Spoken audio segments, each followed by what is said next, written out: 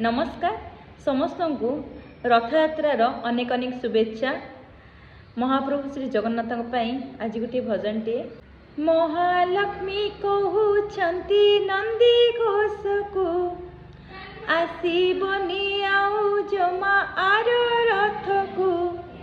महालक्ष्मी कहउछंती नंदी घोष को आसीबनी आउ जमा आर रथ को। 9 दिन पाई तुमे गलेनी 9 दिन पाई तुमे गलेनी मु अन्न परसिबी काहाकू केणी घेनी जाउछ जगन्नाथंकु केणे घेनी जाउछ जगन्नाथंकु। महालक्ष्मी कहउछंती नंदी घोष को आसीबनी आउ जमा आर रथ को। महालक्ष्मी कहउछंती नंदी घोष को आसीबनी आउ जमा आर रथ को।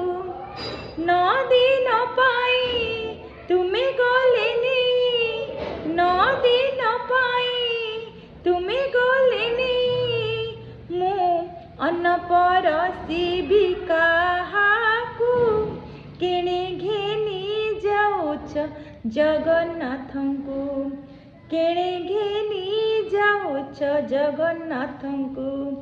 अभड़ा रांधिबी आउ कपाई बड़किया जदि पाखरे नाही 60 पौठी 56 भोग कहा संगे बसी करी भाग।